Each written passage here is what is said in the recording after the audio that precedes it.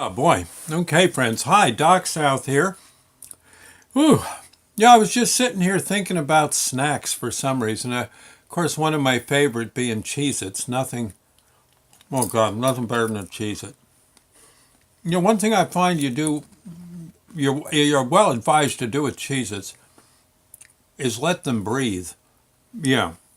When you first get them, you get yourself a box of them, open up the box a bit, and just let them air for a little while. Somehow that helps, about an hour or so, and then you'll find they have I don't know, just more of a sharper, cheesy taste. I find. I don't know if anyone else is going to say that, but I've noticed it. But I wasn't going to talk about Cheez-Its just yet. Maybe another day. Remind me in case I forget. But I was thinking how I don't know. I guess one of my most favorite snacks, and always has been a comfort food, something now once I start eating, I can't stop till I'm down to the bottom of the bowl, and that's popcorn. Yeah, good old popcorn. I'll tell you, some of the DJ events I do, like, craft fairs and antique shows and stuff, carnivals, when I get to play oldies at any of those shindigs, it's there's always some guy with kettle corn, and my God, that stuff is so addictive. I honestly, I almost like to be on the other side of the fairgrounds or the event field, if at all possible. Because honest to Pete, I'll just OD on kettle corn. No problem at all. Just plain old kettle corn. It doesn't have to be flavored. It has that sweet, salty taste. That's all I need, baby.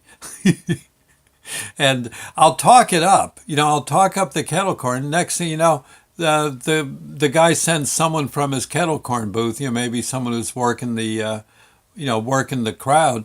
He'll and they'll bring me a bag. Yeah. Here you go, Doc, for you. Hey, thanks for the plug. Okay, yeah. And next thing I know, I got this bag of kettle corn. Honest to Pete, I start. I one bite and that's it. I am so hooked. I'm gonna have to go to what would it be? KKAA? No, KKA. Kettle Corn Anonymous. There you go. Oh my God, and it is. Oh, it's delicious. But but popcorn. Hey, I'm always up for it. If I'm at the movies, I loved when they really buttered up. Do they still do that? Throw like about 4 pounds of butter into a thing of popcorn. I haven't been to the movies in a long time, and I guess popcorn now is what about? You need a loan officer. Yeah, they have to approve your credit before you can buy a. Yeah, the but at one time, popcorn was maybe a quarter, or actually 10 cents at the matinees, but it wasn't. It wasn't the heavily buttered one. But we but when that first started, I think yeah they had to charge a little more because all the butter went into it, and they'd really hit it. And boy, you'd be eating that. Oh God, so good, so doggone good. Yeah, you rode your bike to the movies, so you burned off the calories. But oh my gosh, so. Oh, and you'd be butter all over your hands. You see you look, and there'd be all your friends licking their hands. And you wouldn't throw. You might throw regular popcorn, the dime a bag stuff, but that buttercup popcorn, I think that was buttercup popcorn, right? Yeah, I'm not sure, but it you wouldn't throw that. My gosh, if your hair was out of place, you could probably rub a kernel or two on your hair, and well, you'd have, yeah, your hair would look good again. Smell a little funny, but you could just say you're at the movies.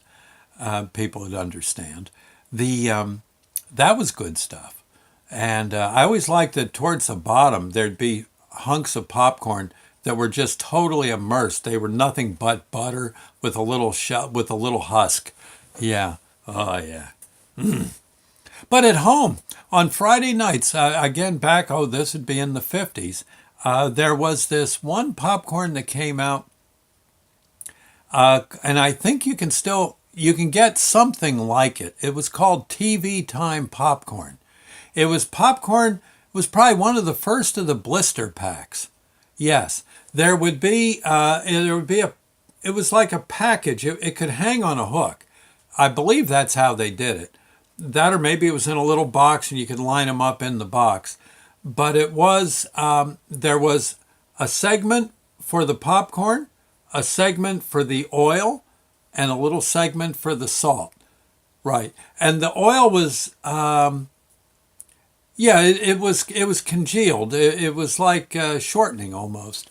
And what you had to do was you had to cut different segments as you went.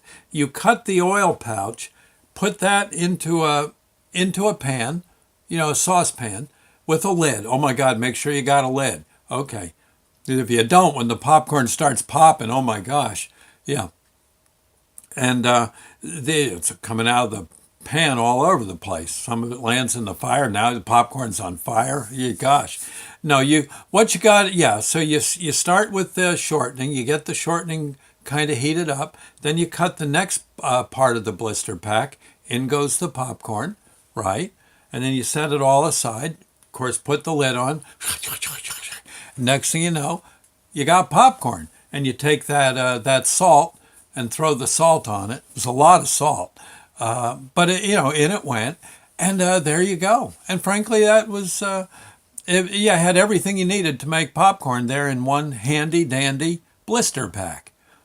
And I don't, honestly, I can't think of anything else that's sold in blister pack form until then. There must have been something. That or TV Time kind of invented the idea. I don't know, maybe. And you can still get it. I don't know if it's the original. I seem to remember the TV Time. Nowadays, the TV Time packets are kind of yellowish in color. I seem to remember they were blue, and you could see through to the popcorn. Yeah, wherever the shortening was yellowish, like yellow butter, and you could see the little crystals of salt lower down. And that was Mom would always send us to the store to get that. I think it was either 19 cents or a quarter. It wasn't much. And you'd get that and get a couple of root beers. And bring it back. And that was Friday night TV night. That was the night we didn't have to get up early to go to school, the next day. So we could stay up till, 8:30. Me, I was older. I could stay up till 9 o'clock. And, of course, my brother would find a reason. My kid brother Ed would find a reason to come out, and he'd linger watching TV, be crying he wants more popcorn and all that. Well, you can't blame him. I'd be crying too. And, and there were shows on like Topper, which was about two ghosts, Jim and Marion, wasn't it, I think, who bothered this poor guy Topper, who was a banker. I think he was Leo G. Carroll, quite an actor. And they had a dog, an old St. Bernard, that liked to drink martinis. I think the dog's name was Neil. Oh, I could be wrong. I could be real wrong. Don't hold me to that one. And and then great show. They had floating martini glasses through the living room. It'd be they'd be having a snort. Jim and Marion. There was a TV show, Howard Duff and his wife, Mrs. Duff, and they were actors. In real life, they were actors, but it was a sitcom about being actors. Yeah, movie actors. That was pretty good. That one was on, I think, kind of late, around 8:30. So yeah, Topper was on earlier because a lot of the kids liked that show. And what else? Oh.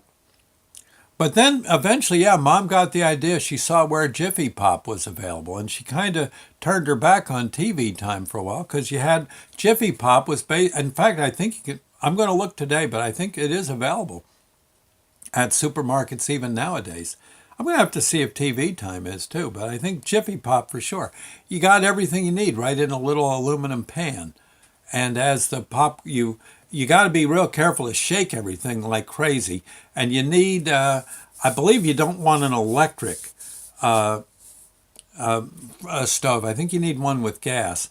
And you basically got to shake like a fiend, and eventually the the shortening's in there. That melts down, starts to get hot. The popcorn and in theory, this big aluminum balloon just kind of it sort of looks like the first few shots of the A bomb.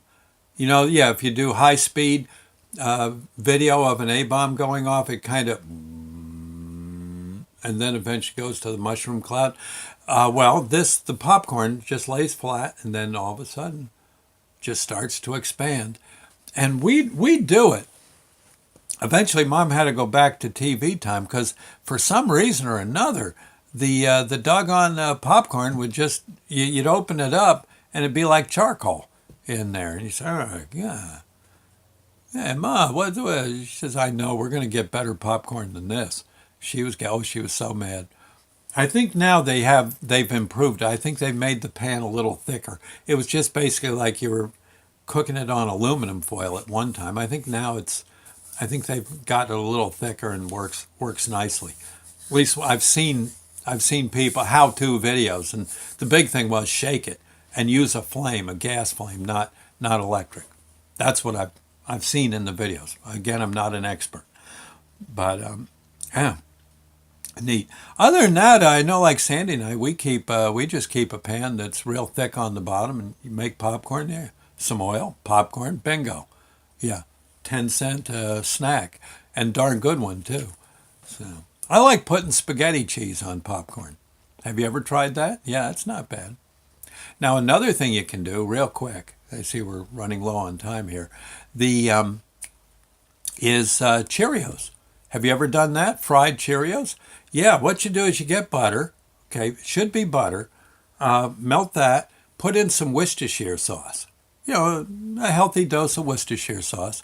And then when everything's good and hot, you throw in Cheerios and you just keep stirring them. And the Cheerios, some of them will stay the same size, some will shrink, and they get all crusty, full of the butter and Worcestershire sauce. And I guess you could put Tabasco sauce in there if you wanted spicy ones. I guess you could. I've never done it. I'm happy with the Worcestershire sauce. And you just keep stirring them, and they get good and hot. Of course, a little salt, and I'm drooling. It's such a good snack. And probably except for all that butter, I guess it's reasonably good for you. A lot of fiber.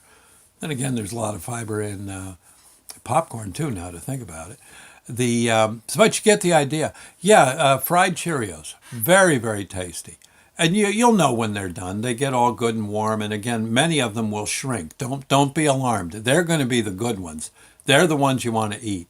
They're full of butter and oh yeah, they're just really swell, and they taste good the next day. Well, just like popcorn. Okay. Anyway, there you go. I thought, if you're going to watch TV, maybe New Year's Eve, now you got a nice cheap taste treat you can make as you watch the ball drop. Okay, I'll see you later, friends. Oh, now you can throw the popcorn in the air. Yeah, I wouldn't do the Cheerios though; they're awful greasy. Yeah, you're going to be sorry you did that. Okay. Anyway, I'll see you. Thank you. God bless. Bon appetit.